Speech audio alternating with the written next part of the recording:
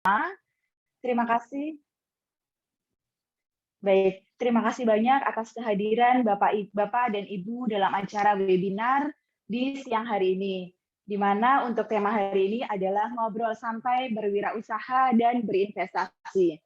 Baik, izinkan perkenalkan saya dengan Modesta Dita Sosialita. Di sini saya sebagai moderator untuk siang hari ini, di acara webinar siang hari ini. Saya sampaikan juga untuk rundown acaranya. Yang pertama adalah pembukaan, kemudian sambutan oleh Bapak Aryawan selaku Micro Banking Region Jawa 2, kemudian materi oleh narasumber, kemudian sesi tanya jawab, di mana Bapak Ibu dapat bertanya di kolom chat di bawah ini, kemudian yang terakhir adalah penutup. Baik, untuk pembicara webinar di siang hari ini, kita dihadiri oleh dua narasumber, yaitu yang pertama adalah Bapak Sabto Priantomo. Beliau adalah CEO Star for Hire, kemudian BIP Group dan co-founder Pujaan Indonesia, di mana sudah bergelut nih di dunia bisnis kuliner. Dan juga yang kedua adalah Bapak Asap Al-Kahfi. Beliau adalah founder and executive chairman PT Sinergi Ketahanan Pangan. Baik, sebelumnya kami persilahkan Bapak Aryawan selaku Micro Banking Region 7 Jawa 2 untuk memberikan sambutannya. Kami persilahkan Pak Aryawan. Baik, terima kasih Mbak Tata. Assalamualaikum warahmatullahi wabarakatuh. Salam sejahtera bagi kita semua. Yang terhormat Bapak Ibu peserta LAPA Online 2021. Saat ini volume yang ketiga. Temanya mengambil ngobrol santai berwirausaha dan berinvestasi. Terima kasih Bapak Ibu sudah meluangkan waktu untuk bergabung di acara siang hari ini. Acara ini adalah kelanjutan dari acara-acara kami yang sebelumnya, bincang-bincang cara mengatur uang volume 1 dan 2, dan ini akan kita lakukan secara rutin setiap bulan. Bapak Ibu terkait sama topik di bulan depan, mungkin kalau ada usul bisa menyampaikan di kolom chat yang akan kita coba kita carikan pembicaranya di bulan depan. Yang terhormat Bapak Ibu semua, seperti kita ketahui saat ini hampir semua sektor terkena dampak wabah virus corona yang melanda saat ini. PPKM darurat sudah diterapkan, kemudian saat ini mengharuskan sebagian karyawan bekerja dari rumah ya. Ada yang 50%, bahkan ada yang 100%. Tentu ini akan sangat berpengaruh terhadap penghasilan karyawan tersebut ya. Mungkin saya akan menyampaikan beberapa hal yang mungkin perlu kita garis bawahi terkait sama bagaimana Bapak Ibu mengelola keuangan. Yang pertama itu sekali lagi saya sampaikan perlunya mencatat keuangan kita. Jika Bapak Ibu merupakan orang yang terbiasa mencatat pengeluaran dan pemasukan, maka pertahankanlah kebiasaan tersebut ya. Namun jika Bapak Ibu belum terbiasa mencatatnya, maka cobalah ya untuk membiasakan diri dari sekarang. Pencatatan keuangan ini penting dan bertujuan untuk mengetahui pemasukan serta pengeluaran dalam satu bulan ya. Dengan mencatat kita dapat mengestimasi anggaran dengan tepat ya. Itu yang pertama. Kemudian yang kedua, kita harus membuat anggaran yang sifatnya itu bulanan gitu ya. Membuat anggaran merupakan tahapan yang penting dalam mengatur keuangan karena atas dasar data histori di bulan-bulan sebelumnya kita membuat rencana pemasukan, rencana pengeluaran secara lebih rinci lagi. Sehingga kita mengetahui pola pemasukan dan pengeluaran rumah tangga kita ya. Kemudian yang ketiga, kita perlu merencanakan keuangan ke depan ya. Mungkin kalau tadi bulanan ini mungkin 3-4 bulan atau 5 atau bahkan 1 tahun ke depan ya. Hal ini dilakukan untuk lebih memotivasi kita ya agar dapat menyisihkan uang, menabung ya dan lain sebagainya ya. Dengan perencanaan keuangan ini kita dapat memprediksi ya jumlah pengeluaran di waktu yang akan datang dan mulai menyiapkan sumber dananya dari sekarang. Ya. Kemudian kita juga harus menyisihkan uang untuk dana yang sifatnya darurat dan asuransi ya. Dana darurat dan asuransi ini wajib kita miliki untuk mengantisipasi hal-hal yang tidak diinginkan ya, sehingga kita tidak perlu berhutang dalam kondisi yang genting Bapak Ibu ya. Kemudian yang keempat, kita harus melakukan penghematan, apalagi kondisi saat ini ya. Dengan pencatatan yang rapi tadi ya, Bapak Ibu dapat mengetahui ya, bagian mana yang dapat dihemat, perlu ditambah atau bahkan dihilangkan.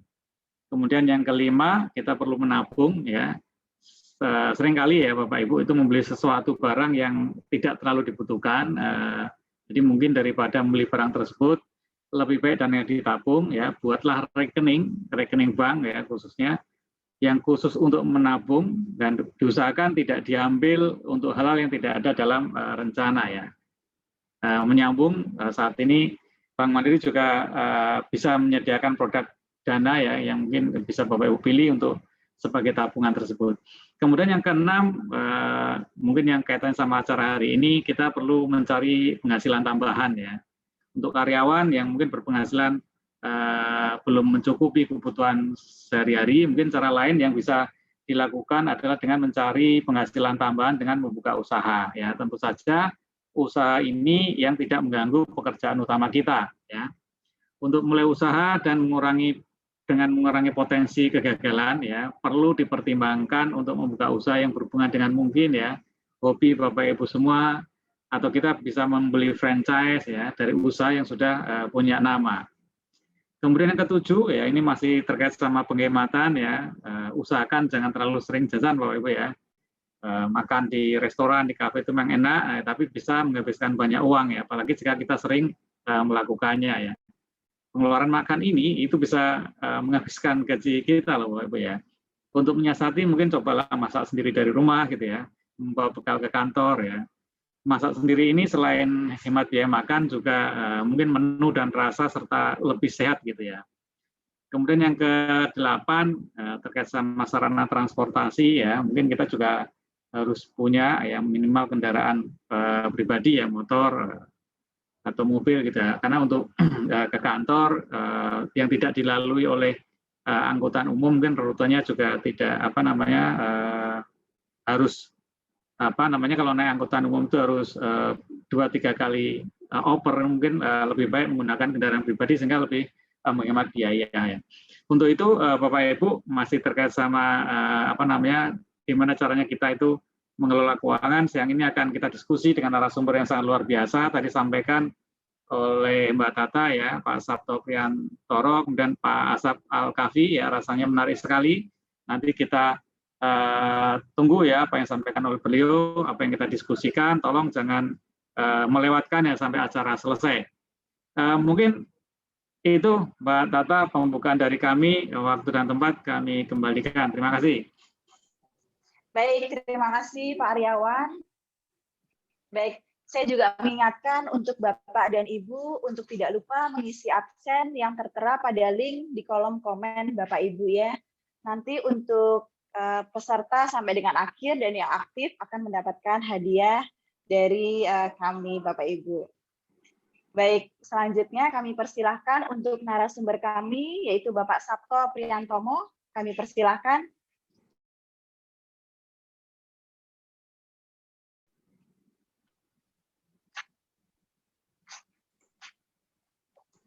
Selamat siang Pak Sabto.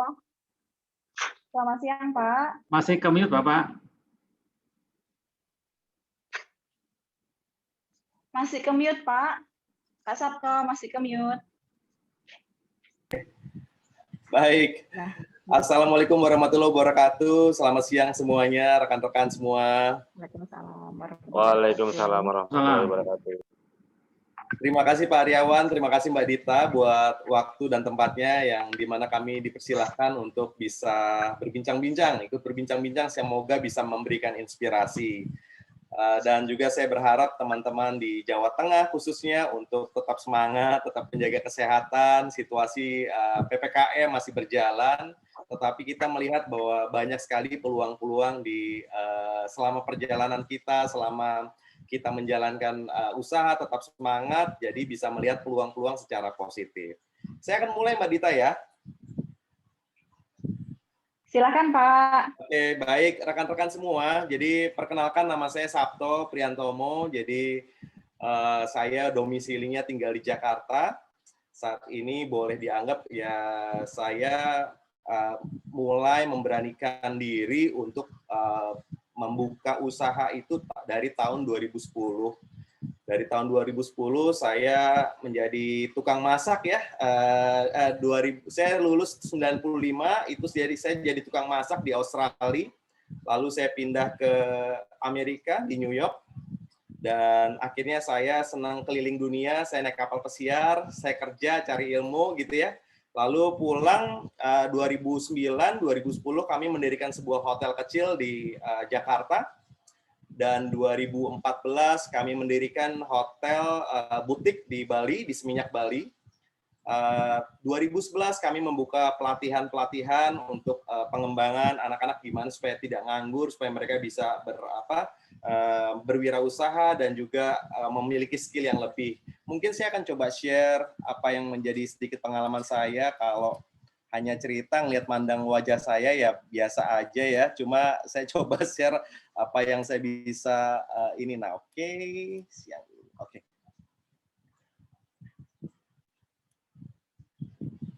Nah, Bapak Ibu,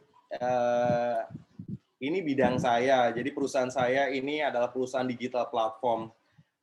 Bapak Ibu mungkin ya di sini masih ada anak-anak muda juga ya. Tetapi waktu saya terjun di 2017 mendirikan sebuah platform ini cukup menegangkan buat saya karena ini adalah pengalaman pertama saya masuk ke dunia teknologi. Saya memiliki impian buat saya bisa membawa dampak buat lingkungan, buat anak-anak muda di Indonesia, supaya mereka jangan ada pengangguran. Jadi saya membangun sebuah perusahaan namanya Star for Hire untuk mempertemukan anak-anak muda dengan perusahaan-perusahaan yang membutuhkan. Karena background kami juga adalah pendidikan. Tapi sepanjang perjalanan, ini partner saya, Pak Marco, kita punya, ini di Silicon Valley. Jadi perusahaan kami ini adalah perusahaan digital startup. Jadi waktu 2017 setelah saya bangun hotel, setelah saya punya restoran, lalu kita 2017 saya punya pendidikan, 2017 saya memutuskan untuk saya berkecimpung dalam dunia teknologi. Di mana waktu saya bergabung, ini saya ikut sekolah, adalah satu sekolah di mana saya pesertanya itu ada 400 orang Bapak Ibu. Dan itu anak-anak muda semua, umurnya 30 tahun, sedangkan saya di atas itu, jadi saya minder sendiri ya. Tetapi dari 400 perusahaan yang dipilih, perusahaan kami shortlisted, Star for Hire shortlisted, dari 400 jadi 80, jadi 40, terus lanjut ke finalis itu hanya 8 company. Dan kami terpilih untuk pergi ke Silicon Valley untuk belajar dari digital company di Silicon Valley. Kami belajar dari Google, dari Facebook dan lain-lain. 2019 kami dikirim ke Switzerland, Bern, ya, itu untuk bertemu dengan global investor. Dan disitulah saya melihat betapa peluang teknologi ini sangat penting. Bapak Ibu mungkin sudah mengenal yang namanya Gojek, sudah mengenal yang namanya Aldo Dokter, Bukalapak, Blibli, segala macam ya. Saya melihat bahwa dunia teknologi ini luar biasa. Nah, waktu saya mendirikan Star for Hire, saya melihat juga peluang bahwa ternyata di dunia kulineri, di dunia UMKM ini belum terlalu banyak pemain-pemain digital yang pemain UMKM khususnya bidang makanan dan minuman ini bermain di teknologi gitu. Jadi saya mendirikan 2019 kami sudah berpikiran untuk membuat sesuatu yang sekarang dikenal sebagai ghost kitchen ya, atau ghost franchising atau virtual kitchen atau virtual dapur virtual ya, seperti itu. Dan saya lanjutkan. Nah, ini pendidikan kami, ini lokasi ada di Jakarta dan di Malang, Bapak Ibu. Jadi saya mendidik buat mereka, anak-anak ini bisa ikutan pendidikan. Kami bekerja sama dengan hotel-hotel, dengan industri dan lain-lain. Dan kami anak-anak didik kami juga kami ajarin gimana menjalankan usaha. Ya, kami rekrut, kita buka cabang-cabang usaha segala macam yang pendidikan kami juga kita tempatkan. Anak-anak itu ditempatkan di bisnis industri kami. Nah, ini kita kerjasama kemarin kita diundang oleh Pak Menteri waktu Mas Wisnu Tama ya, Menteri sebelumnya dengan Pak Sandiaga Uno, kita mengembangkan UMKM di desa wisata. Lalu juga kita diundang oleh beberapa provinsi ya, dalam hal ini adalah wilayah Sumedang. untuk kita mengembangkan UMKM di area Sumedang. Oke, saya akan lanjutkan. Nah, ini partner-partner kami, kita juga bekerja sama dengan sekolah-sekolah di seluruh Nusantara untuk bagaimana kita bisa merekrut, kita bisa mendidik anak-anak dengan silabus, dengan industri industri yang disesuaikan silabusnya dengan industri yang ada. Dan kami mendapat lisensi dari Amerika, ya, dari Forbes dan juga Culinary Institute of America. Itu menyebabkan kami terus berkembang. Nah, 2016 itu kami memulai bisnis kuliner yang hits tetapi belum tersentuh teknologi waktu itu. Ya, ini adalah warung pedas dan sangat-sangat hits di Lampung, ya, di Lampung ini sangat-sangat hits sekali. Jadi omsetnya dulu lumayan, satu hari itu kita bisa dapat 10 juta. Wah, ini sangat-sangat diminati. Oleh sebab itu kami lihat bahwa ini adalah sebuah peluang di mana saya bisa mendidik anak-anak ini bisa bekerja, ya, kita mengurangi pengangguran, tetapi di satu sisi kita juga memuaskan para pelanggan kita dengan makanan yang enak dan lezat, berkualitas dan juga terjangkau. Akhirnya kita berkembang. Ini di Lampung, yes. Ini kita juga di Jakarta kita melakukan konsep teknologi bergabung dengan kuliner segala macam begitu, ya. Ini yang sedang ditren khususnya di daerah Jakarta, bagaimana teknologi ini bisa mengangkat scalable bisnis kita. 2020 kami membangun sebuah cloud kitchen yang namanya Anti Lapar Club. Ini di dalamnya ada beberapa brand Bapak Ibu yang mungkin Bapak Ibu bisa lihat di layar belakang saya. Ini ada beberapa brand, kita punya 9 brand di bawah Anti Lapar Club. Lalu ada brand baru kami yang namanya Pujaan Dapur Indonesia. Kita lebih ke makanan-makanan tradisional Indonesia, di mana ayam, jajanan, gorengan, atau makanan yang sehat seperti minuman sari kacang hijau ini ada di brand kami. Jadi Anti Lapar Club sebagai ghost kitchen-nya, cloud kitchen, lalu kita punya brand Pujaan. Saya coba share satu lagi, ya. Oke, saya coba share. Mbak Dita sudah lihat yang ini, Mbak Dita, gambarnya? Sudah terlihat? Sudah terlihat, Pak Sabto. Oke. Baik, jadi saya mungkin siang hari ini fokus tentang cerita tentang Pujaan Dapur Indonesia, ya. Jadi kita ini adalah virtual multi-brand restoran. Jadi di Indonesia tidak lagi hanya satu brand musimnya, tetapi satu virtual brand di mana di dalamnya ada berbagai macam pilihan brand. Dan ini yang kita tawarkan kepada mitra-mitra kami, ya. Nah, ini desain yang kami lakukan. Ya, kami ada di Jakarta, di Hutan Kayu, di wilayah Jakarta. Dan ini brand-brand yang ada di bawah Pujaan. Jadi Bapak Ibu nanti saya mohon boleh silakan tanya jawab setelah saya boleh mempresentasikan. Jadi nanti boleh lebih detail, ya, bertanyanya. Jadi kami punya warung pedas, ada Mang Bindring, ini adalah sari kacang hijau, luar biasa rasanya, beda, ya. Kalau saya suka yang namanya boba atau minuman-minuman gula gitu, ya. Tetapi pada dasarnya kok kurang sehat, ya, karena gula semua. Nah, di Mang Bindring ini kita adalah minuman yang lebih sehat gitu, yang lebih membumi dan lebih Indonesia. Karena Indonesia sekarang ya paling gampang, ya, minuman yang murah, cukup terjangkau, tetapi menyehatkan, ya. Kacang hijau bisa didapat di mana saja. Lalu kita punya menu gorengan dulu, ya. Ini 4 macam gorengan, ya, semua orang cukup suka, ya, di Jakarta terutama. Lalu kita punya nasi uduk Casablanca. Ini buat menyediakan makanan sarapan pagi-pagi orang komunitas-komunitas pesepeda atau motor, mereka beli nasi uduk yang makanannya nggak perlu mahal-mahal, di bawah 10.000 mereka sudah bisa beli sarapan yang bermutu, yang bergizi.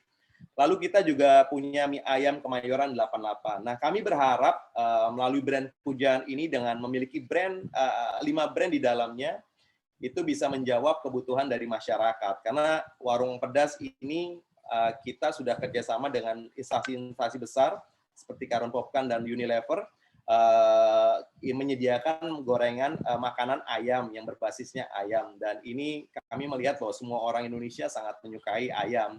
Jadi kami berharap Pujan ini bisa menjawab kebutuhan dari masyarakat Indonesia.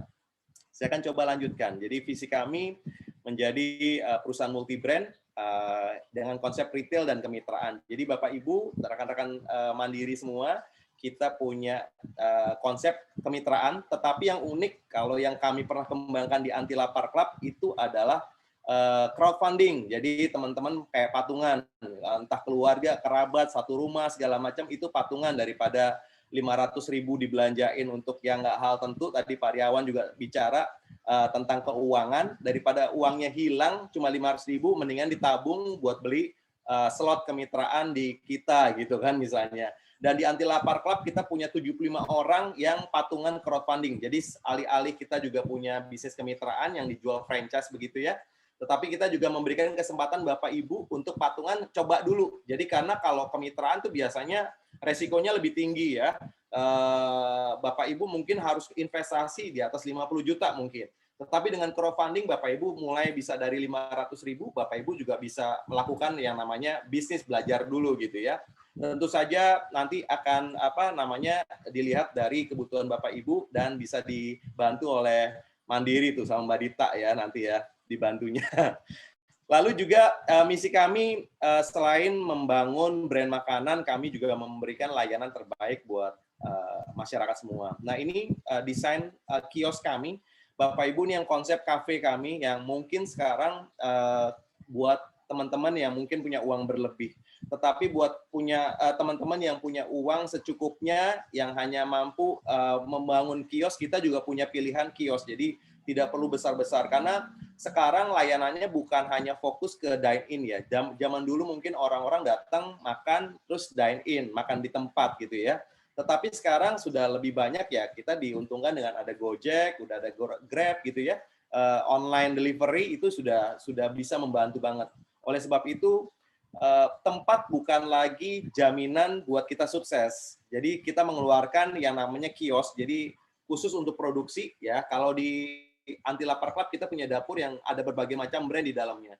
Dan itu lebih menguntungkan daripada kita harus berinvestasi banyak dan tetapi pengunjungnya sedikit karena mungkin PPKM dan lain-lain. Tetapi dengan modal kecil bagaimana kita bisa meraih keuntungan banyak, nah itu yang tujuan kita.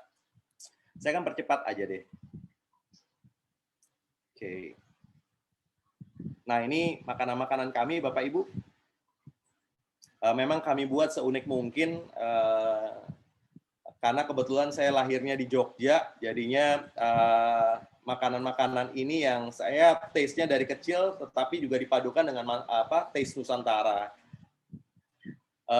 Saya waktu sekolah masak jadi chef, jadi koki ya, tahunya makanan Western, tetapi waktu di Indonesia saya benar-benar belajar menghargai makanan Indonesia. Ternyata makanan Indonesia tuh kalau dibawa ke luar negeri itu sangat-sangat mahal, Bapak Ibu ya. Jadi saya mulai sekarang saya nggak lagi ngomongin tentang pasta atau steak gitu ya. Saya lebih ngomongin tentang nasi uduk atau sambal matah, itu lebih menggiurkan daripada saya ngobrol tentang steak, Bapak Ibu. Udah cukup bosan, udah 20 tahun ngobrolin steak terus. Tetapi ternyata orang luar negeri, masyarakat dunia sangat mengapresiasi kuliner Indonesia. Itu sebabnya kami mendirikan Anti Lapar Club untuk level di level-level yang perpaduan Asia dan Indonesia. Lalu ada dapur yang khusus kami ciptakan, ada brand yang khusus kami ciptakan, yaitu dapur Indonesia, yaitu Pujaan. Kita punya mie ayam juga. Oke, saya akan percepat. Ya, kami sudah membuat berbagai macam analisa karena kami juga di bidang teknologi. Artinya kami mendirikan bisnis ini mulai dari inventory, mulai dari keuangan, sampai kita mengatur. Nah ini Dena, area kios kita, levelnya kios ekstra ya. Kalau Bapak Ibu nanti mungkin mau bertanya seperti apa, boleh silakan. Ini area desain brand kami. Ya, simple, elegan, bersih, itu tujuan kami. Tetapi kalau harganya juga mahal juga percuma. Jadi kita mau menyentuh semua lapisan masyarakat dengan makanan enak, bersih, dan juga terjangkau. Bapak Ibu, saya nggak kecepatan kan ya? Kalau boleh saya serahkan lagi ke Mbak Dita, monggo, siapa tahu lebih ada banyak pertanyaan, lebih seru kayaknya. Ya, baik. Menarik banget ya, Pak Sabto ya. Ya, Mbak Pak Dita. Sabto, di sini kita juga bisa cek, ada beberapa pertanyaan dari Bapak dan Ibu. Seru banget nih perbincangan siang hari ini. Jadi dari Pak Inuke, mau tanya Pak Sabto, untuk bisnis ini ada di Jawa Tengah? Apakah ada di Jawa Tengah juga? Kalau mau join di Semarang, bagaimana caranya? Oke, Pak siapa tadi Mbak Dita? Pak Inuke atau Ibu Inuke, maaf. Ya, baik Pak Inuke. Saya langsung jawab ya Mbak, biar interaktif aja Ya. nggak apa-apa ya. Saat ini Ya, kita belum silakan. ada di Jawa Tengah, oleh sebab itu dari kemarin ngobrol sama Mbak Dita, gimana ya caranya membawa kita nih base-nya di Jakarta yang Anti Lapar Club, dan itu 75 orang tergabung di dalam crowdfunding, ya. Lalu sisanya adalah kemitraan, dan pujaan kita sudah mulai di Lampung, jadi kita punya beberapa cabang di Lampung. Tetapi Jawa Tengah belum nih Bapak Ibu. Jadi kita mencari mitra yang tepat, kita juga ada tempat pelatihan, kita juga ada gudang, ya nanti kita akan cari mitra yang tepat buat Bapak Ibu. Siapa tahu Bapak Ibu masih bisa menjadi master franchise kita di daerah Jawa Tengah. Gitu sih. Mohon doa restunya Bapak Ibu supaya kita bisa cepat buka di Jawa Tengah. Ya, karena belum ada ini ya Pak Sabto ya. Ya, belum ada. Tetapi to be honest ya, sejujurnya ini kami membangun dengan cita rasa Jawa sih sebenarnya. Karena semua orang Jawa ini kan taste-nya ini ya, mendunia gitu ya. Manis, pedas, itu lengkap semuanya di situ. Nggak cuma pedas aja, tetapi komplit gitu. Nah, ini selera taste, karena kebetulan saya juga orang Jawa, jadinya taste ini yang saya bawa kemanapun itu juga. Waktu saya kerja di Australia, saya juga membawa taste ini di setiap masakan saya. Walaupun awal mereka kok ada cita rasa yang unik nih, tapi lama-lama ketagihan. Nah inilah resepnya masakan Jawa tuh bikin orang ketagihan, Mbak Dita. Ya, Pak, ini ada lagi nih Pak, pertanyaan rame banget dari Stefana Rosa. Pak Sabto mau bertanya, mungkin agak melenceng sedikit nih, bagaimana strategi bagi UMKM agar bertahan dalam situasi pandemi seperti saat ini? Terima kasih. Wah, luar biasa ya, pandemi ini memang memberikan efek yang dahsyat ya buat para UMKM. Makanan pun juga termasuk ya. Jadi saya cerita dulu di bisnis saya. Jadi bisnis hotel saya yang di Bali ini tutup, Bapak Ibu. Tetapi sampai sekarang ya, jadi dari 2020 awal, kami tuh udah merasakan gejala-gejala, wah ini susah bangkit nih di Bali. Efeknya luar biasa. Jadi saya harus tutup ya. Jadi inilah yang namanya bisnis ya. Kita nggak selamanya lancar, tetapi inilah menempa seorang pengusaha ya. Jadi Bapak Ibu pasti udah mengenal kalau Bapak Ibu sudah masuk ke UMKM, kita harus cari modal, gimana cara marketing dan lain-lain. Tetapi ya keputusan harus dipilih. Kemarin 2020 kami tutup hotel kami yang di Bali, namanya Anshel Hotel di Seminyak. Sampai sekarang. Jadi kami mempertahankan propertinya, kami tidak jual karena nilainya yang tinggi. Jadi bisnisnya saja yang ditutup. Lalu juga efek ke bisnis saya yang start for hire, karena tidak semua perusahaan itu punya budget untuk menggunakan platform kami, di mana mereka mencari pegawai yang awalnya membayar kami ya menggunakan platform kami, tetapi sekarang dengan adanya ini mereka pengurangan cost budget semua, jadi terkena imbas gitu. Dan kita melihat, oh ternyata banyak hal yang bisa kita lakukan, bahkan itu dianggap support. Jadi alih-alih saya suruh membayar perusahaan untuk menggunakan platform kami, saya memberikan gratis buat para UMKM untuk menggunakan platform kami. Jadi kami pun dalam tahapan ini, ya nggak apa-apa kami nggak untung di sekarang, karena someday pasti orang akan mengingat brand kami. Tetapi yang kedua kan nggak mungkin kita hanya hidup dengan artinya tidak menguntungkan bisnis berjalan. Pegawai harus dibiayai, ya harus digaji, operasional sewa tempat dan lain-lain. Nah, kita harus cari cara. Nah, salah satunya kami bekerja sama dengan lini masyarakat, dengan komunitas yang awalnya 2020 kemarin kita bekerja sama dengan komunitas sepeda, komunitas motor, dengan harga yang murah, beli satu gratis satu, lama-lama mereka kualitas pendapatan mereka sudah mulai membaik, akhirnya mereka nggak kemana-mana karena waktu saat keadaan sulit mereka sudah kita bantu. Ketika sudah berjalan mereka tetap menjadi loyal kepada kami. Kalau menurut saya, balik lagi ke pertanyaan tadi sih, sebaiknya ibu bapak lihat semua peluang.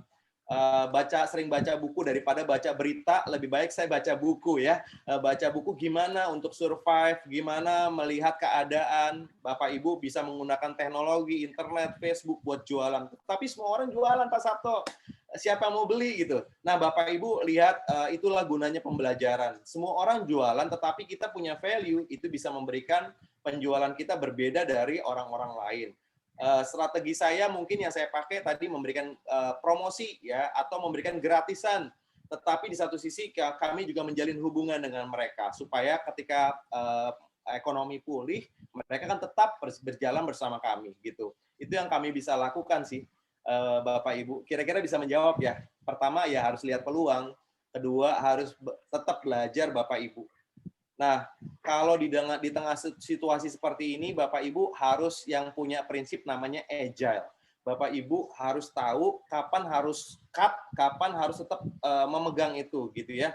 Jadi supaya Bapak Ibu tidak, kalau ada di istilah saham namanya cut loss and change position. Jadi jangan sampai saham udah drop, tetap ditahanin gitu ya. Jadi kita lebih baik mungkin cut dan change position. Jadi Bapak Ibu harus cepat-cepat mengambil keputusan, decision gitu ya, untuk Bapak Ibu bisa berlanjut ke bidang yang lain atau hal-hal lain atau berkolaborasi supaya Bapak Ibu juga nggak perlu modal yang banyak, kolaborasi. Nah, waktu kami mendirikan Anti Lapar Club itu kami melihat peluang itu. 75 orang, patungan 500.000 membangun sebuah brand.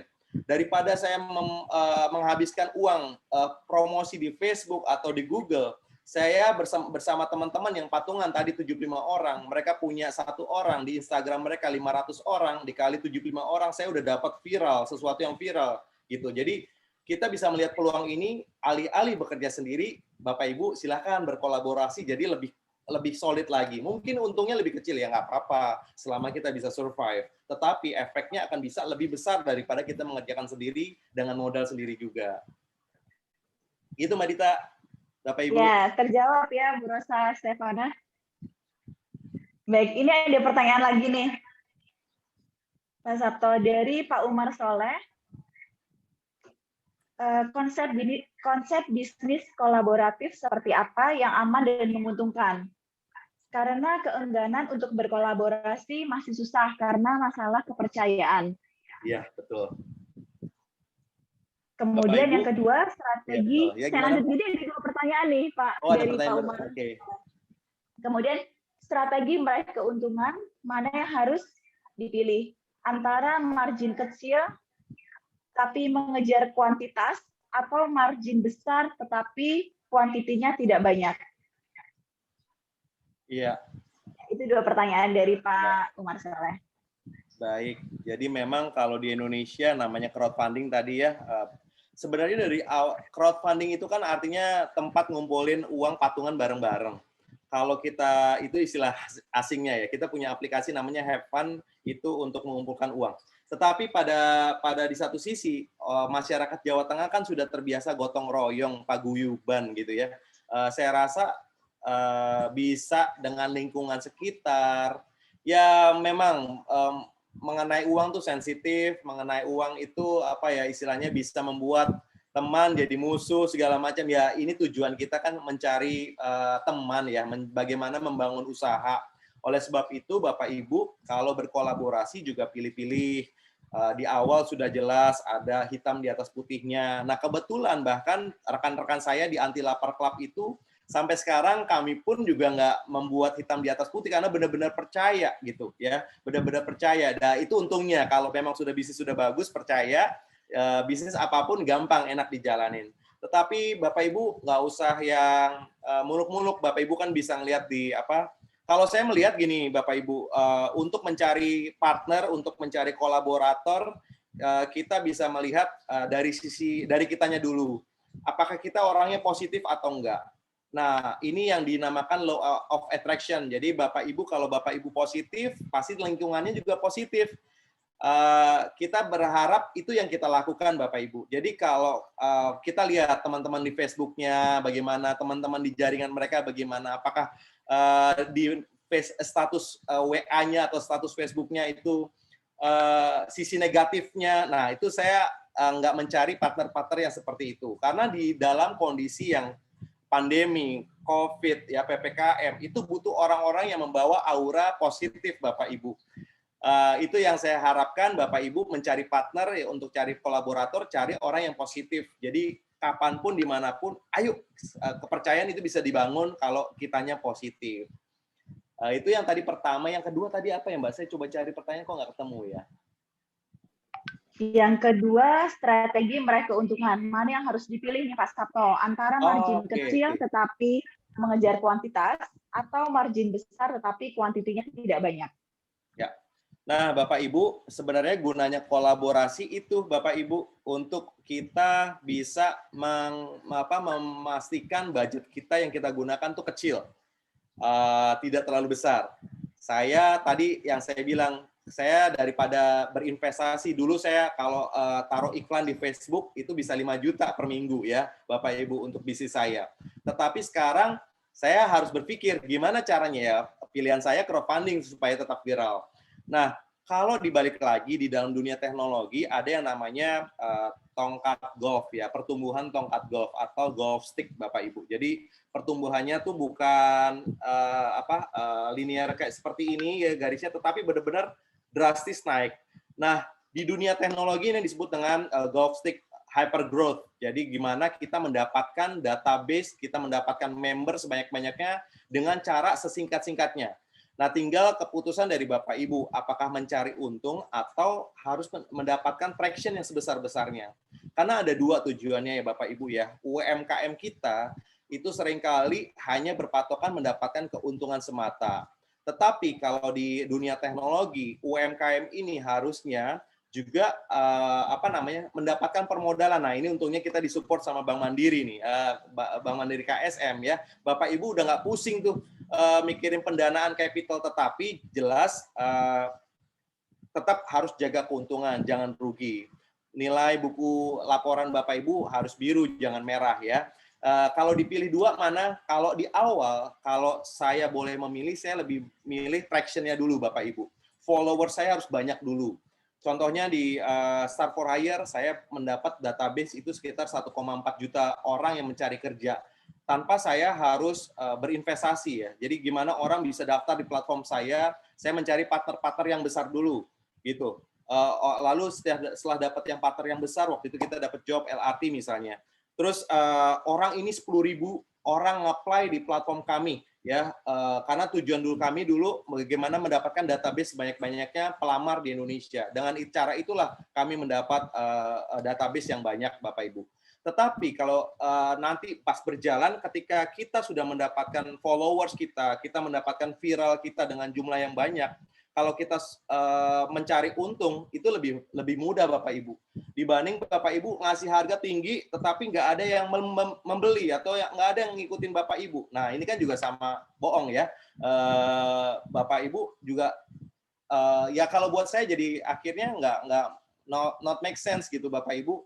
Bapak Ibu ngasih harga dengan keuntungan supaya lebih dapat sebanyak-banyaknya, tapi nggak ada pembeli, sedikit pembeli, atau Bapak Ibu viral, ya murah segala macam, enak dibicarakan oleh orang, tetapi keuntungan sedikit. Kalau saran saya lebih baik sedang-sedang aja, ya Bapak Ibu. Bapak Ibu jangan rugi, tetapi Bapak Ibu paling tidak cukup bisa mendapatkan follower sampai di titik tertentu, lalu Bapak Ibu bisa memasarkan dengan harga yang harga sebetulnya gitu, harga sebenarnya yang tanpa promosi. Mungkin ada 3 menu, yang 2 menu ini Bapak Ibu promosikan, yang satu adalah menu andalan Bapak Ibu yang nanti Bapak Ibu akan kasih harga yang benar-benar menguntungkan buat Bapak Ibu. Yang ini pancingan buat orang-orang membeli atau mengenal brandnya Bapak Ibu. Yang ini untuk Bapak Ibu mendapatkan keuntungan. Seperti itu. Sudah jelas ya, kira-kira ya? Sudah jelas nih pertanyaannya. Pak, ini terakhir ya, pertanyaan terakhir dari Pak Budi Prakoso, ada 2 pertanyaan nih Mas Sabto. Untuk ikut investasi dengan dana kecil hanya 1 juta, dapatnya berapa per bulan? Dapatnya berapa per bulan? Dan juga pertanyaannya bersambung, jika kita hanya punya alokasi, tidak punya SDM, bagaimana untuk usaha ini? Mau dijawab nih Pak Sabto. Oh, iya, iya, iya. Baik. Oh, kalau Bapak Ibu yang tetap ya, bagaimanapun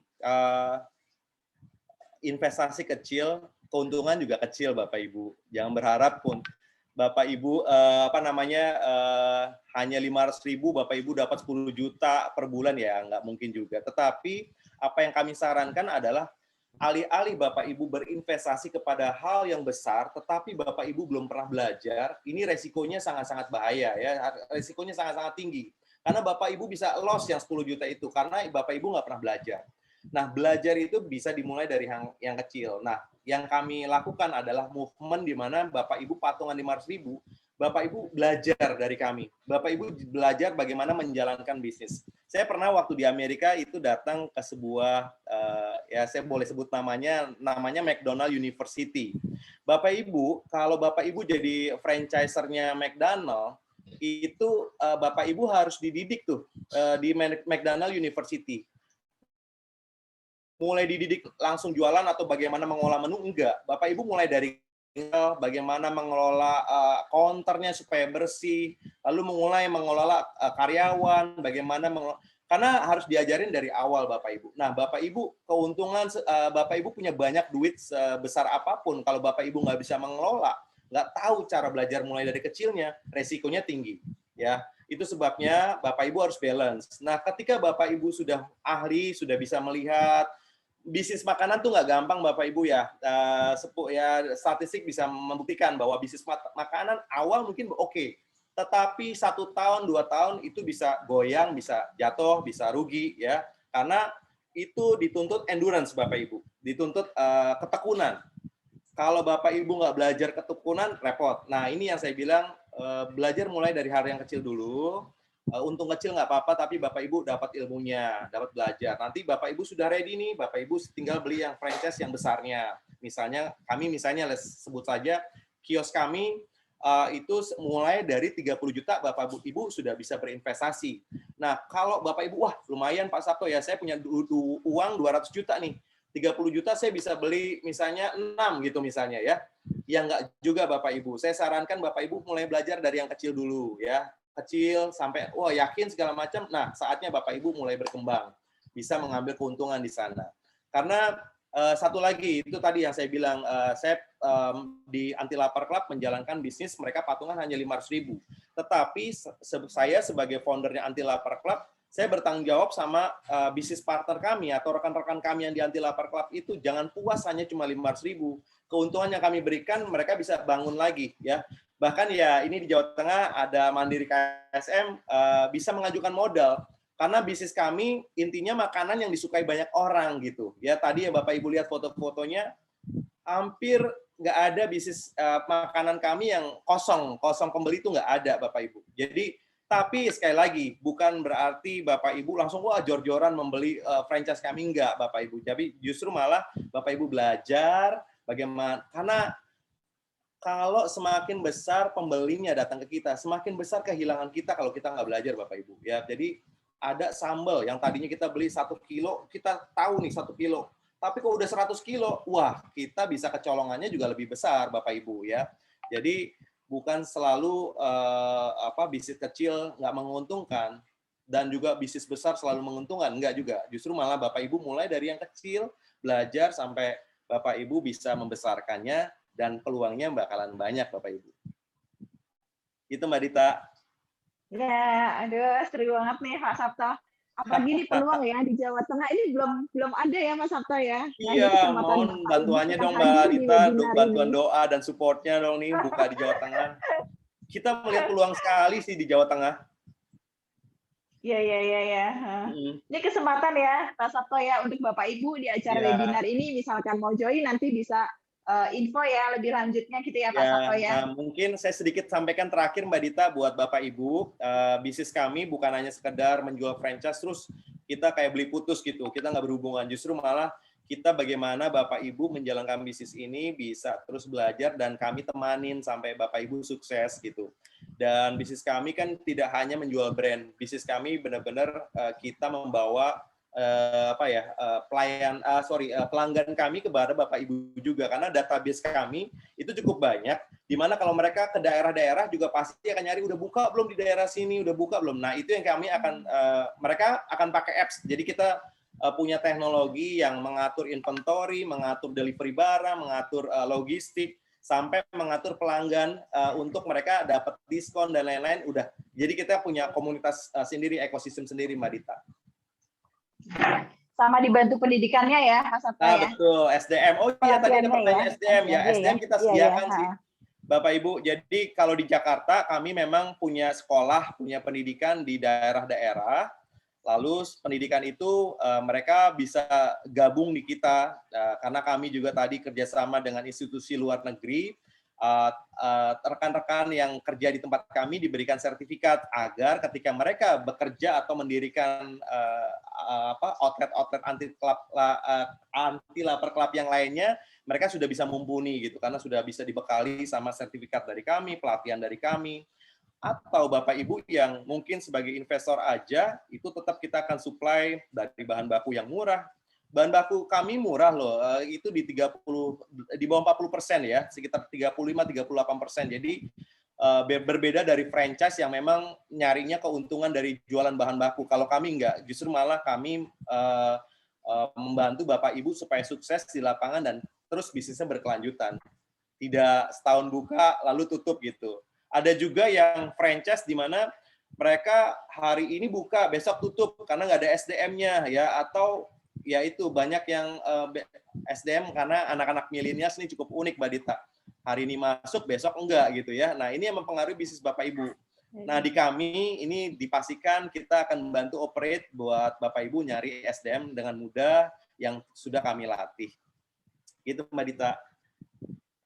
Ya. Baik, ini kan masih banyak pertanyaan Pak Sabto. Nanti boleh diinfo ya untuk kontak atau lebih detailnya gitu ya Pak Sabto ya. Baik, baik. Mereka akan hubungin saya pakai apa ya Mbak Dita ya, teman-teman semua ya, Bapak Ibu ya? Gimana, mau diizinin kontak Pak Sabto atau? Oh, boleh banget, boleh banget.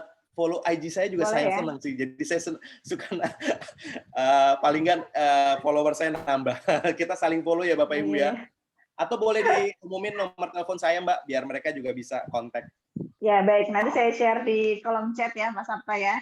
Baik. Terima kasih banyak Pak Sabto untuk pemaparan siang hari ini. Ya, untuk nasabah Bank Mandiri. Nanti untuk permodalannya kan kami dari KSM Mandiri Pak Sabto. Baik. Keren. Sukses selalu Bapak Ibu, Mbak Dita, thank you sudah diundang. Ya, terima kasih sama-sama Pak Sabto. Baik. Baik Bapak Ibu. Untuk kami lanjutkan, kemudian pembicara yang kedua, kami ada dengan Bapak Asap Al-Kafi. Beliau adalah Founder and Executive Chairman PT Sinergi Ketahanan Pangan.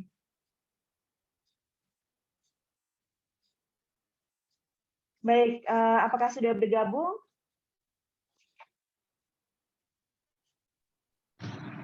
Halo Mbak Tata.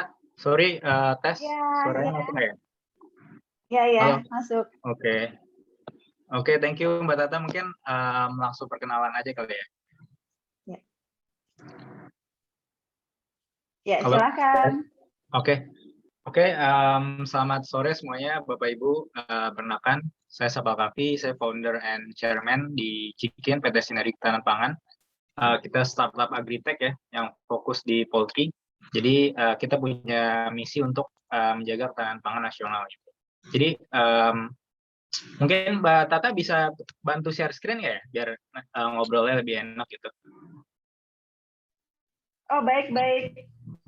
Oke Bapak Ibu, jadi saya diminta untuk sharing ya terkait perusahaan kita, dan kebetulan kita juga open untuk project financing dan investasi ya. Jadi memang kita fokus untuk pembangunan peternakan ayam. Selain itu kita juga supply ke industri-industri ini ya, yang membutuhkan ayam di Jabodetabek. Mungkin kalau misalnya ada ayam geprek kayak geprek bensu, terus Gold Chicken itu banyak di Jakarta. Terus kita supply juga ke pabrik-pabrik olahan sosis. Mungkin kalau misalnya tahu Kenzler atau Hensel itu beberapa kita supply juga. Oke, mungkin nanti lebih banyak diskusi aja ngobrol karena kebetulan materi yang saya siapin nggak banyak ya. Jadi lebih ke company profile, terus juga perkenalan aja, nanti kita mungkin tanya jawab gitu. Oke. Baik, kami siapkan sebentar. Oke, Mbak Tata, thank you.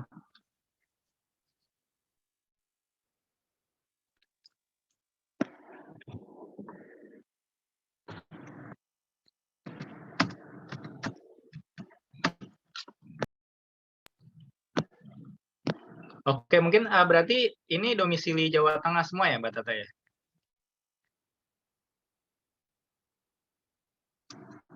Halo, Mbak Tata. Iya, untuk domisilinya Jawa Tengah. Jadi kita mulai dari Kudus, hadir dari Kudus, kemudian dari Purwokerto, Jawa Tengah dan DIY. Kemudian kita ada dari Semarang, kemudian dari Magelang, kemudian dari Purwokerto, Tegal, dan juga Jogja. Jadi lengkap nih hari ini. Yap. Jadi kebetulan kita juga punya pabrik peternakan ya di Klaten. Jadi kita base kita di Jakarta dan Jawa Tengah juga sih sebenarnya. Jadi peternakan kita di Klaten, terus kita juga ada mitra rumah potong di beberapa daerah di Jawa Tengah juga, kayak di Semarang, terus juga ada di Jogja juga, di Kulon Progo, terus mungkin di Pati ya, Pati, terus nanti ke arah Kudus juga ada, Demak, itu kita ada beberapa pabrik pemotongan ayam juga. Dan mungkin kalau misal kantornya kita di Jakarta sih, karena kita kebetulan support ayamnya ini kita ke Jakarta gitu, Jabodetabek. Jadi kebetulan remote juga sih, jadi bolak-balik dari Jakarta, terus kadang ke Jawa Tengah, kadang ke Jawa Timur juga. Tuh.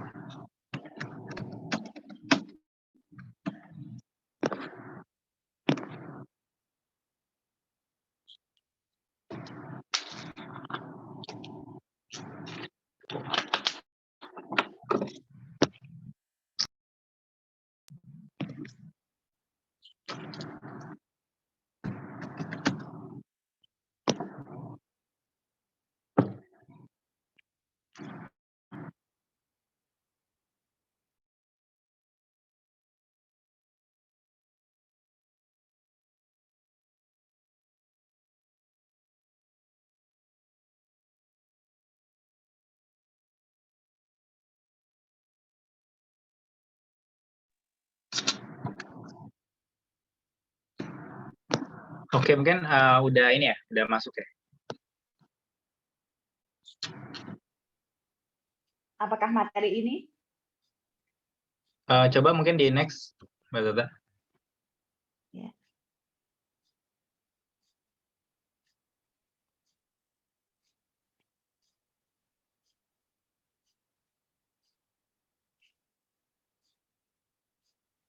Yap, mungkin di back tadi udah masuk.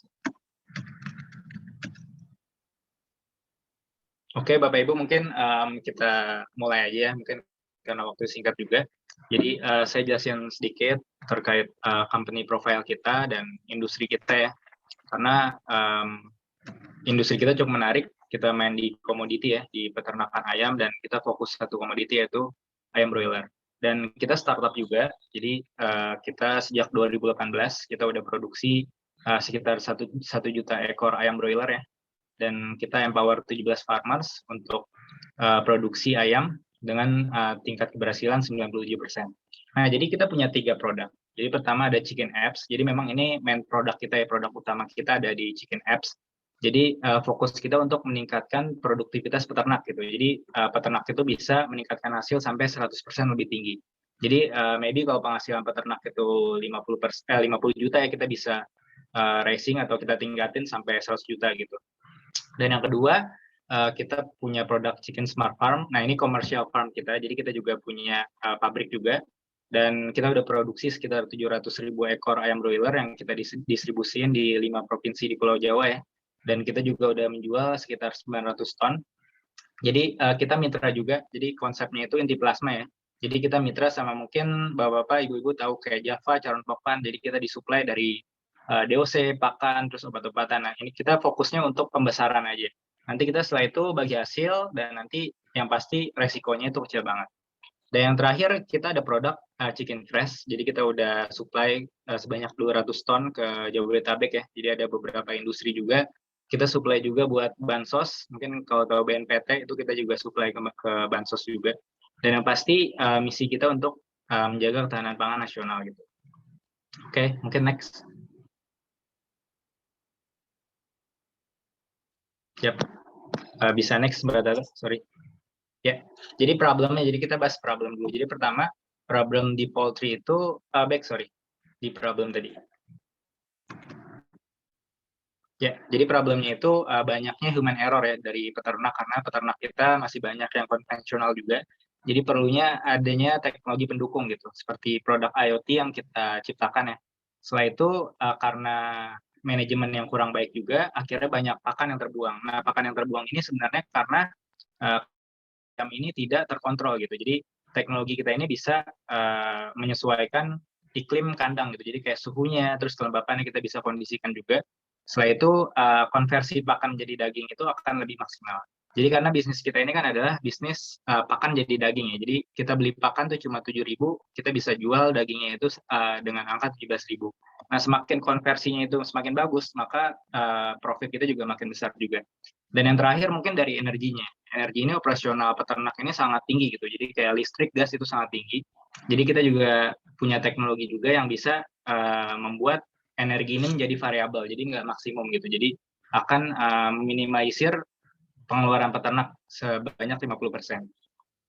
Yap, next. Ya, ini kalau kita ngelihat data konsumsi ayam di Indonesia itu sangat besar sekali. Itu ada 3 miliar kilo per bulannya ya. Dan kalau misal kita bahas dari market size atau annual value itu sampai 10 miliar dolar di Indonesia dari chicken meat industry ya. Jadi itu di chicken meat-nya aja belum di pakannya, belum di bibitnya itu udah 10 miliar dolar. Dan kalau kita ngelihat karena ini komoditi potensi ekspor juga, kita bisa lihat annual value global itu sampai 230 miliar USD gitu. Jadi sangat-sangat potensial kalau misal kita ngelihat dari industri ayam. Karena siapa gitu yang nggak makan ayam ya? Karena semua di sini pasti suka ayam dan makan ayam buat makanan sehari-hari lah bisa dibilang. Karena mungkin kalau kita ngelihat sapi, kambing itu kan substitusi. Jadi terlalu berat kalau kita makan sehari-hari gitu sih. Ya, mungkin next. Lanjut. Ya, ini adalah main produk kita, jadi namanya Micro Climate Controller. Jadi tadi fokusnya untuk meningkatkan FCR tadi, feed conversi ratio, jadi perubahan pakan yang jadi daging gitu. Jadi semakin perubahan ini semakin besar, kita maka semakin untung gitu, karena pakannya ini kita akan ngirit. Karena cost paling besar di peternakan ayam itu pakan gitu. Nah, yang kedua adalah reduce operational cost. Jadi dari listrik, gas itu kita bisa minimalisir. Nah, apa sih sistemnya? Jadi pertama ada climate control. Jadi kita fokus untuk IoT ya. Jadi untuk kelembapan, terus suhu, terus juga kadar oksigen kita bisa atur sedemikian rupa sesuai dengan kondisi ayamnya. Nah, energy meter juga ini juga penting untuk reduce operational cost. Setelah itu kita juga real time, jadi semua bisa diakses melalui smartphone juga. Setelah itu kita juga ada tools juga untuk melihat stok pakan, stok panen gitu kan. Sama AI support tentunya untuk ketika mendeteksi ketika ada masalah yang terjadi di peternakan gitu. Karena masalah di peternakan ini yang pertama adalah human error gitu. Oke, next. Ya, ini adalah kompetitor ya. Jadi kita udah otomatis semua dari cek manajemennya, financial, stock, labor price update juga kita udah sesuaiin, jadi mempermudah peternak untuk bisa level up gitu. Oke, mungkin di sini kita bahas soal company profile kita dulu. Jadi setelah itu kita ada produk-produk lain yang mungkin potensial untuk open invest gitu. Jadi ini secara umum dulu sih gitu. Oke, next.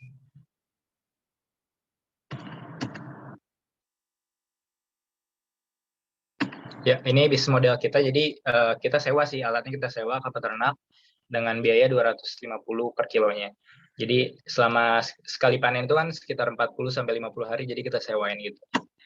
Oke, next.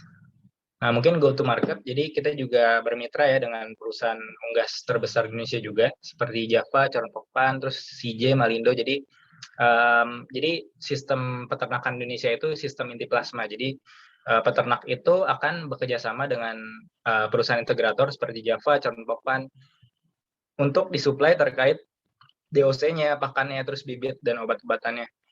Jadi nanti akan bagi hasil gitu sistemnya. Jadi peternak ini bisa dibilang kalau misal peternak ayam di Indonesia itu nggak modal untuk beli pakan dan sebagainya. Dia cukup modal untuk bangun kandang.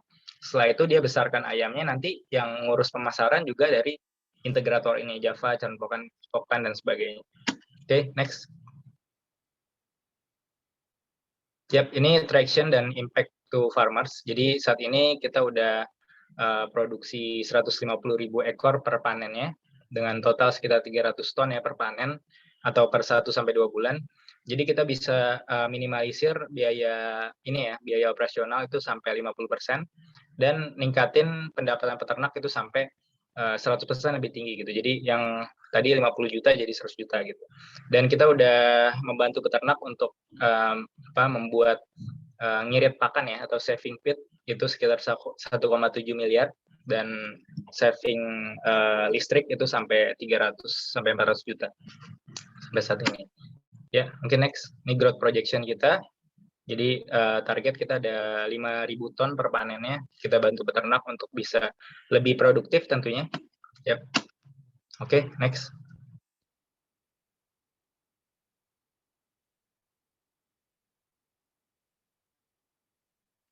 Oke, next Mbak. Mungkin belum keganti, sorry. Ya, ini adalah tim kita. Jadi kebetulan saya chairman di sini dan ada Tubagus sebagai CEO, dan kebetulan kita masih muda-muda ya. Jadi kita running startup dengan kolaborasi juga. Jadi ada yang basicnya di poultry kayak saya, terus ada di General, McKinsey, dan juga ada finance di JP Morgan juga. Jadi kita masih running banget gitu, dan berharap untuk hyper growth gitu.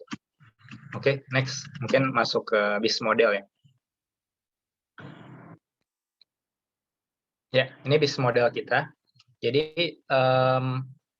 kita punya 3 produk tadi ya. Jadi ada microclimate yang chicken apps tadi. Terus yang kedua kita punya smart farm yang tadi commercial farm, kita produksi sendiri secara massal gitu kan.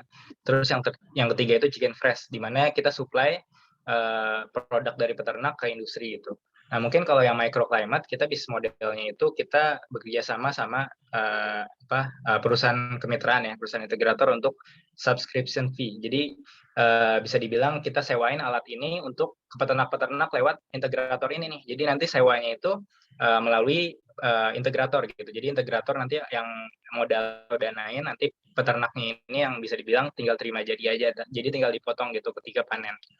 Nah, kedua, smart farm. Smart farm ini kita juga sama, kita kerjasama dengan Inti Plasma. Jadi kita besarin ayam ya. Besarin ayam, setelah itu nanti kalau udah panen, nanti kita tinggal bagi hasil gitu. Baru yang ketiga, direct to consumer atau chicken fresh tadi ya. Jadi kita supply ke industri dengan beli produk ini ke peternak, produk ayamnya. Ya, mungkin next. Mungkin kita akan lebih ngebahas soal yang chicken smart farm, jadi commercial farm kita. Mungkin bisa next Mbak Tata. Ya, jadi intinya produk ini adalah produk kandang ya. Jadi kandang berteknologi ya. Jadi kita punya feeding system, terus ada evaporative cooling system, lighting system, dan sebagainya. Jadi memang produk kandang kita bikin sedemikian rupa dengan low cost dan more efficient gitu. Jadi sangat-sangat efisien dengan target kita return sampai 70% per tahunnya. Nah, jadi untuk resiko bisnis ini sangat kecil juga, karena bisa dibilang kita cuma modal bangun kandang. Setelah itu nanti dari bibit, pakan, dan sebagainya itu akan disuplai dari perusahaan kemitraan kayak Java, terus Charon Pokpan gitu. Jadi kita hanya fokus untuk pembesaran ayam ini. Jadi kita siapin teknologi yang bisa mendukung dari IoT-nya, AI-nya, terus juga beberapa peralatan yang mendukung. Setelah itu kita besarin ayamnya, nanti ketika panen, nanti kita tinggal bagi hasil gitu. Dan yang pasti itu akan lebih stabil dengan kontrak ya. Jadi ketika harga turun pun kita nggak pusing gitu. Karena kita harganya udah kontrak. Jadi kita kontrak di 18.000 per kilo. Jadi ketika ayam mungkin ayam hidup tuh kadang sampai 10.000 ya per kilo ada berita. Nah, itu kita tetap dibeli dengan 18.000 per kilo. Nah, sebaliknya ketika kita harga pasar itu di atas 18.000, kita dapat bonus pasar namanya. Jadi di sini kita kerjasamanya namanya inti plasma. Oke, next. Yap. Ya, ini adalah dokumentasi kita. Jadi ini gambaran terkait smart farm ya. Jadi kita full teknologi sih. Jadi memberi kemudahan untuk peternakan ayam broiler ini. Dan kita bisa ningkatin produktivitas sampai 400% lebih tinggi. Ya, next. Ya, ini proses panen, terus ini juga ada ketika pembesaran ayam ya, ada fase-fasenya.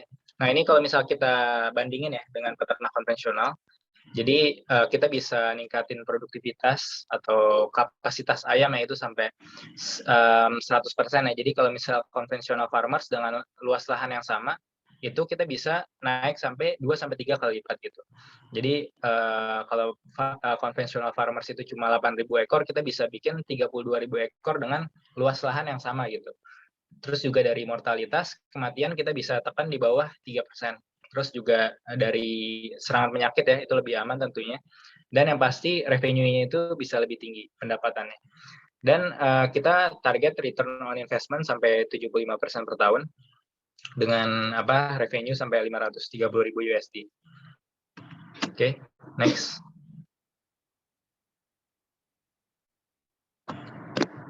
Oke, next, Mbak Tata, sorry. Ya, kelewatan tadi. Ya, ini produk kita yang ketiga ya. Tadi mungkin yang kedua Smart Farm, jadi yang ketiga ini Chicken Fresh namanya. Jadi kita connecting peternak ayam itu dengan industri yang membutuhkan ayam broiler atau ayam berdaging ini ya. Jadi kita connecting dengan checkpoint-nya itu adalah rumah potong. Jadi di sini kita membantu peternak juga untuk bisa menjual hasil panennya, dan tentunya kita proses dengan halal kontrol, terus juga kualitas kontrol. Jadi kita bisa supply ke industri-industri. Mungkin kalau misalnya di sini ada tahu Cloud Kitchen, ada Henry, terus ada franchise ayam ya, kayak The Besto, The Kriuk. Terus mungkin di Jawa Tengah itu ada ayam strong, ayam koplo, ayam geprek juara, itu kita supply juga sih mereka. Jadi Chicken Fresh ini memang fokusnya untuk supply ayam ke industri gitu. Ya, next. Ya, ini dokumentasi kita pemotongan ayam. Oke, next. Ya, mungkin tadi Mbak Tata juga minta tolong saya terkait skema investasi, karena kebetulan kita buka untuk project financing juga. Jadi kita membuka investasi itu untuk pembangunan kandang. Pertama itu yang Chicken Smart Farm. Kita bisa ngasih return ke investor sampai 50% per tahunnya ya. Dan setelah itu yang kedua Chicken Fresh. Jadi Chicken Fresh ini kita lebih ke trading. Jadi bukan investasi tapi trading. Jadi kayak misal ada PO ya dari let's say perusahaan membutuhkan 60 ton gitu. 60 ton itu kan sekitar 1,5 miliar ya. Oke, let's say 10 ton lah. Ya sekitar 300 juta. Nah, kita akan membuka project financing dari trading ini. Nah, nanti kita akan bagi hasil ketika kita bisa mensuplai barangnya. Setelah itu nanti dibayar sama bayarnya, katakanlah tempo itu sekitar 7 hari sampai 30 hari ya. Nanti setelah itu kita bagi hasil. Nah, jadi bedanya Chicken Smart Farm dan Chicken Fresh ini, kalau Chicken Smart Farm ini fokusnya untuk long term investment. Jadi investasi jangka panjang gitu. Nah, kalau Chicken Fresh ini kita untuk jangka pendek. Jadi setiap 1 bulan sekali kita udah bagi hasil. Jadi kalau misalnya ada investor kita, dia invest biasanya 100 juta gitu kan, itu kita bisa ngasih return per bulannya sampai 10 juta, bahkan pernah 20 juta juga. Jadi tergantung sama proyeknya, proyek tradingnya. Nah, kalau yang Chicken Smart Farm ini, jadi memang fokusnya untuk investasi jangka panjang nih. Jadi kita punya equity, saham perusahaan ya, saham kandangnya ini, peternakan ayamnya. Setelah itu nanti setiap panen itu kita akan bagi hasil gitu. Jadi kandang ini akan kuat sampai 20-30 tahun ke depan, masih bagus sih. Masih bisa bekerja lah, bisa dibilang kayak gitu. Jadi memang bedanya itu. Yep. Next. Mungkin kalau kita bahas posisi investasi ya. Kalau investasi itu kan mungkin itu soal return on investment ya. Jadi kita invest berapa dan kita bisa return berapa persen per tahunnya atau per bulannya. Jadi memang di Chicken Smart Farm ini kita bisa benchmark ya, atau kita bisa bandingin dengan beberapa investasi lainnya kayak investasi emas, terus ada deposito yang mungkin kalau ke bank, terus ada properti, dan ada beberapa kayak peer-to-peer lending ya, dan ada tradisional poultry investment juga. Nah jadi kita bisa return sampai 20-40% sih per tahunnya dengan resiko yang rendah gitu, karena tadi jadi kita cuma fokus untuk bangun kandang, setelah itu yang mengisi ayamnya, bibitnya, pakannya itu akan disupport sama integrator tadi atau perusahaan kemitraan. Nah jadi kita cuma fokus jadi ketika ayam gagal pun itu kita bukan tanggungan kita cuma memikirkan biaya operasional yang mungkin bisa dibilang itu kecil gitu. Itu sih, jadi resikonya sangat kecil dibandingkan dengan beberapa instrumen yang lainnya gitu. Oke, next.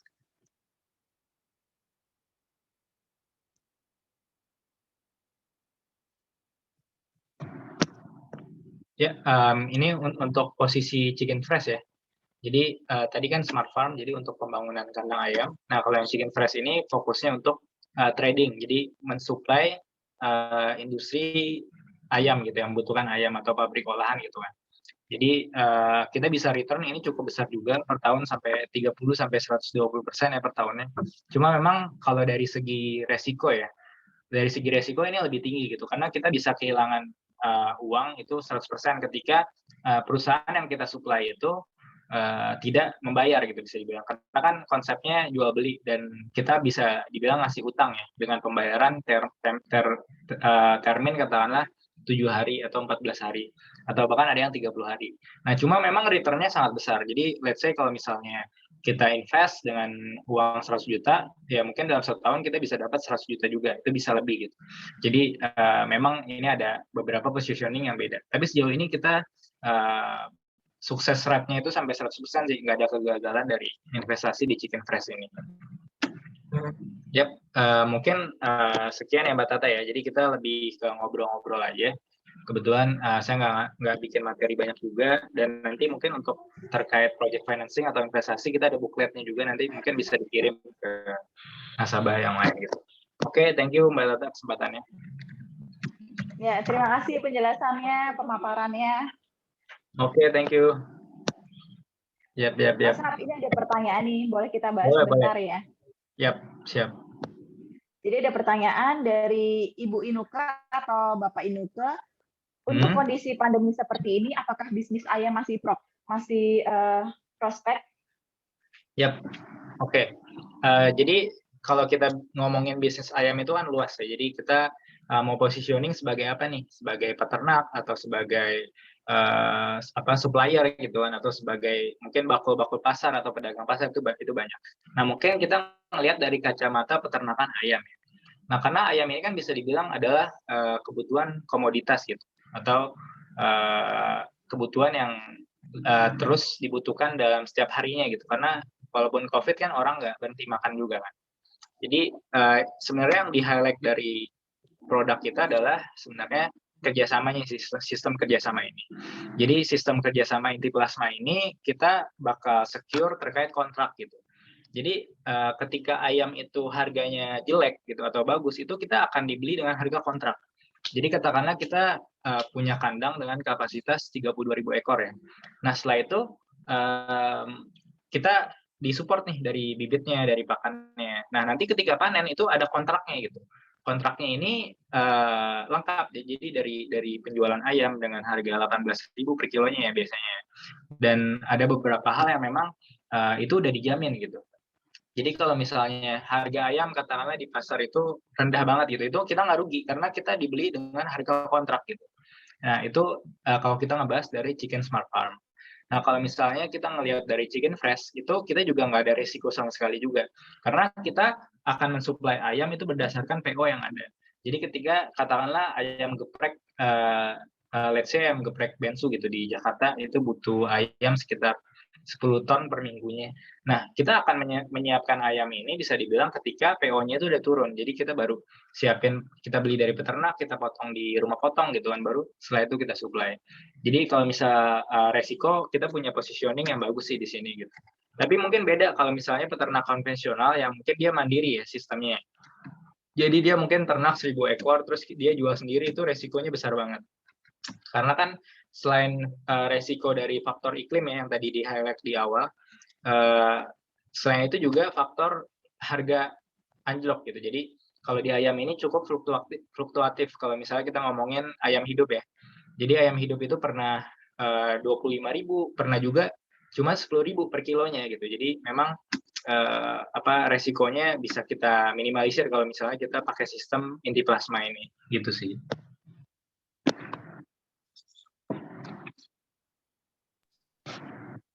Baik.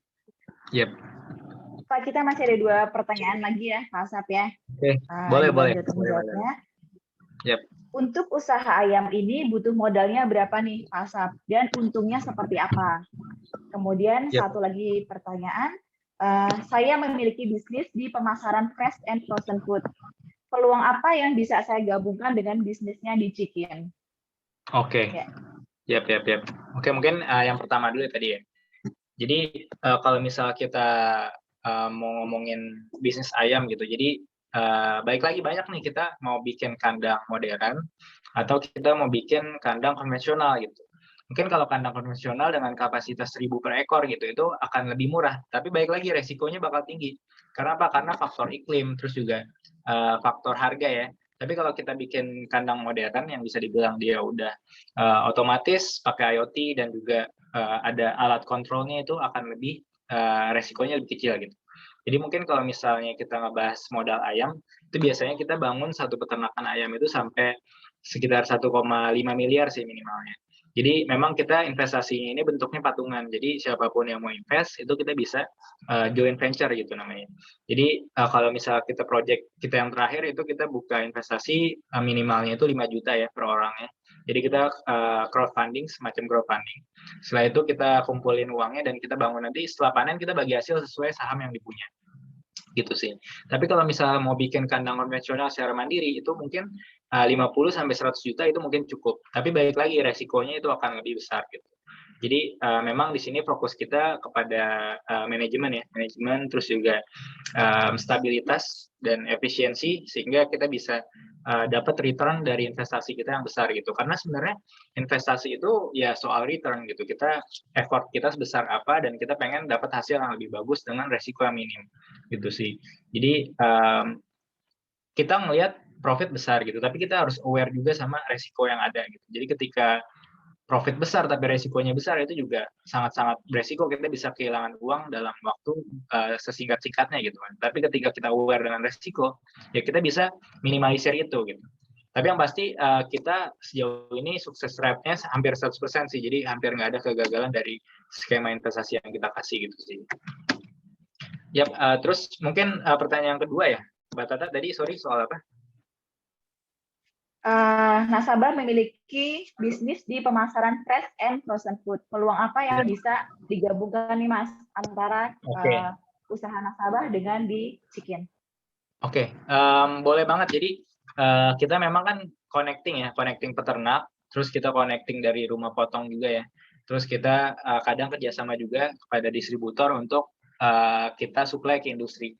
Jadi memang sebenarnya kita connecting. Jadi ketika memang ada ayam yang kira-kira itu kualitasnya dan speknya itu sesuai dengan yang kita butuhkan, nah itu kita akan bisa bekerjasama gitu. Mungkin kita bisa jual beli ayam gitu, karena kan kita sebenarnya kita produksi juga, terus kita processing juga, dan kita jual juga gitu. Jadi positioning ini kita fleksibel untuk bisa kerjasama dimanapun gitu. Jadi mungkin kalau produk yang smart farm kita produksi, di Chikin Fresh kita distribusi nih. Jadi kita memang dari hulu ke hilir sih. Jadi kalau misalnya ada semacam peluang untuk kerjasama, itu kita sangat-sangat open. Mungkin dari tadi dari Pak siapa ya Mbak ya? Mbak Tata. Tadi pertanyaan dari Pak Tri Hutomo dari Purwokerto nih. Oh, Pak Tri Hutomo ya. Mungkin kalau misal Pak Tri Hutomo nih, kira-kira punya ayam yang speknya kita butuhkan untuk industri, itu sangat-sangat possible untuk bisa supply ke kita gitu. Atau sebaliknya juga bisa, katakanlah posisi Patri ini mungkin lagi ngebutuhin ayam hidup, kita juga bisa support, kita jual ayam hidup juga gitu. Jadi memang kita fokusnya dari hulu ke hilir sih, kita ada unit-unit bisnis yang memang kita bekerjasama dengan banyak banyak stakeholder gitu. Itu sih Mbak Tata. Oh, maaf tadi dari Pak Umar. Oh, Pak Umar ya, oke. Iya. Yap. Oke, nanti mungkin bisa WhatsApp atau bisa ngobrol lebih lanjut sih. Nanti boleh di-share kontaknya ya, Mas Asap ya. Boleh banget. Ini untuk pertanyaan terakhir, untuk invest bagaimana caranya dan keamanannya apakah terjamin nih Mas? Oke. Kalau misalnya terjamin, karena sistem kita bagi hasil ya Mbak, jadi kita bukan pinjaman. Jadi memang kita bisa ngasih profit yang besar, ya karena kita sistemnya ini adalah kerjasama mudharabah gitu. Jadi bagi hasil. Jadi beda mungkin kalau misalnya kita ke bank ya. Kita ke bank kan kita naruh deposito misalnya setahun 7%. Nah itu kan lebih aman dan terjamin. Tapi kalau misalnya kita investasi yang bentuknya adalah kerjasama atau mudharabah bagi hasil, itu pasti bisa lebih besar. Katakanlah setahun kalau misalnya kita peer-to-peer atau kita deposito ya, itu 7% kita di Chicken kita bisa ngasih setahun itu bahkan sampai 100% gitu. Kalau misalnya project itu berhasil. Dan kita bakal aware gitu sama resiko yang ada, kita bakal mitigasi resiko juga, dan kita bakal confirm ke investor ya terkait resiko yang ada. Tapi sejauh ini dari 2018 kita 100% sih keberhasilan gitu. Jadi nggak ada kegagalan gitu. Tapi kalau misalnya soal resiko itu pasti ada, dan kita bakal mitigasi bareng-bareng gitu. Kita bakal obrolin bareng-bareng terkait resiko. Jadi kita udah ada bookletnya juga terkait masalah-masalah yang mungkin akan ada ya. Itu sih. Nah mungkin bisa saya breakdown juga terkait dua produk investasi tadi ya. Jadi ada Smart Farm dan Chicken Fresh. Nah kalau Smart Farm ini memang resikonya itu bisa dibilang hampir nggak ada ya, karena kan balik lagi kita ngelihat ayam adalah kebutuhan sehari-hari yang pasti dibutuhkan gitu. Dan saat ini kebutuhan ayam itu terus meningkat. Jadi kebutuhan ayam ini di Indonesia itu masih kurang ya bisa dibilang. Karena konsumsi kita itu cuma 7 kilo per kapita per tahun. Jadi kalau misalnya kita bandingin dengan Malaysia, Singapura atau negara ASEAN lainnya, itu tingkat konsumsinya itu udah sampai 2-3 kali lipat gitu. Jadi memang di Indo ini tertinggal banget nih konsumsinya gitu. Jadi kalau misalnya kita ngomongin demand itu dari 5 tahun ke depan itu bisa meningkat sampai 300% lebih tinggi. Nah, jadi kalau misalnya kita ngelihat komoditi yang memang dibutuhin setiap hari, dan harusnya kita bisa produksi juga setiap hari gitu. Dan kita udah di-secure nih terkait kontrak, ya kan, terus terkait harga. Jadi kita memang fokusnya cuma untuk bangun kandang dan juga untuk membesarkan ayamnya. Jadi ketika panen juga bukan urusan kita, pokoknya nanti pasti dibeli dengan mitra kita gitu. Jadi mitra kita kayak Java, Charon, dan lain-lain itu perusahaan unggas yang terbesar di Indo gitu. Nah terus kalau misal kita bahas Chicken Fresh, tadi Chicken Fresh itu mungkin resikonya ada. Resikonya itu ketika perusahaan industri ini gagal bayar. Jadi kita ketika ada investor yang invest, kita juga bakal obrolin gitu terkait kliennya ya. Jadi ini perusahaan apa, track recordnya gimana, finansialnya gimana, dan kita juga punya tim untuk analis ya, sebagai analis untuk bisa menganalisis perusahaan ini fundamentalnya gimana sih, keuangannya gimana gitu. Jadi kita bakal open juga terkait perusahaan mana yang mau kita supply gitu kan. Tapi kalau resiko perjalanan atau operasional itu nggak ada sama sekali, karena kita kerjasama sama rumah potong juga tadi yang supply, itu dijamin dengan rumah potong barang itu sesuai dengan spek gitu. Jadi kalau misalnya nggak sesuai spek ya uang kita pasti dibalikin, atau kita itu nggak perlu bayar ke mereka gitu. Itu sih Mbak. Jelas banget ya ini penjelasannya. Nanti kalau untuk yang lebih detailnya boleh kasih kontak personnya ya, Mas Boleh Asap banget. Di sini ya. Pasti banyak nih Bapak Ibu yang mau lebih detail nih, banyak yang masih bertanya. Yap. Baik Bapak Ibu, kami ingatkan kembali untuk di kolom chat itu untuk absensi, nanti Bapak Ibu bisa join di web tersebut, dan juga untuk kita sampaikan untuk 3 pemenang untuk peserta yang aktif ya nih Mas. Yap. Oke. Baik, saya sampaikan nanti bisa chat nomor handphone Bapak dan Ibu. Selamat untuk Pak Umar Soleh. Untuk hadiahnya nanti bisa chat nomor handphone ya, nanti kita hubungin. Hadiahnya adalah link aja. Kemudian Pak Budi Prakoso, selamat untuk di acara webinar dan aktif di acara sore hari ini. Kemudian Ibu Api All Shop. Nah, jadi ada 3 pemenang nih Mas. Terima kasih Mbak. Yang udah aktif. Ya, sama-sama. Terima kasih. Bapak Ibu, untuk pertanyaan yang belum terjawab, baik pertanyaan untuk ke Pak Sabto maupun untuk ke Pak Sab, nanti bisa ditanyakan kembali lebih detailnya. Nanti Pak Sab boleh ya mencantumkan nomor handphone.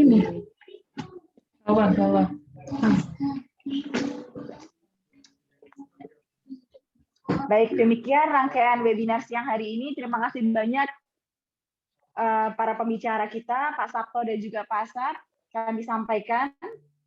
Dan juga kami sampaikan ucapan terima kasih untuk Bapak dan Ibu yang telah bergabung webinar dengan tema ngobrol santai, berwirausaha, dan berinvestasi di siang hari ini. Akhir kata, saya ucapkan terima kasih. Semoga bermanfaat dan tetap semangat, jaga kesehatan Bapak dan Ibu. Wassalamualaikum warahmatullahi wabarakatuh. Waalaikumsalam warahmatullahi wabarakatuh. Terima kasih Bu Tata. Ya. Terima kasih. Terima kasih Pak Budi. Jaga ruangan ya. Terima kasih. Ya, terima kasih Bapak dan Ibu. Terima kasih. Terima kasih. Terima kasih Bu Tata. Ya, terima kasih Pak Agus.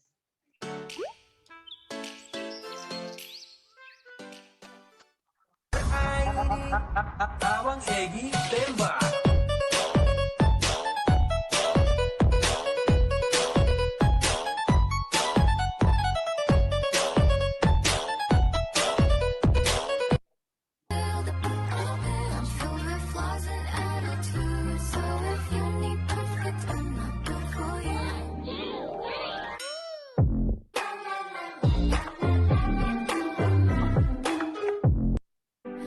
어딘지 모를 꿈결 속에서 행복한 날도 본 것 같았어. 다가올 내일은 불안한 표정이지만 쉽게 나를 놓을 순 없는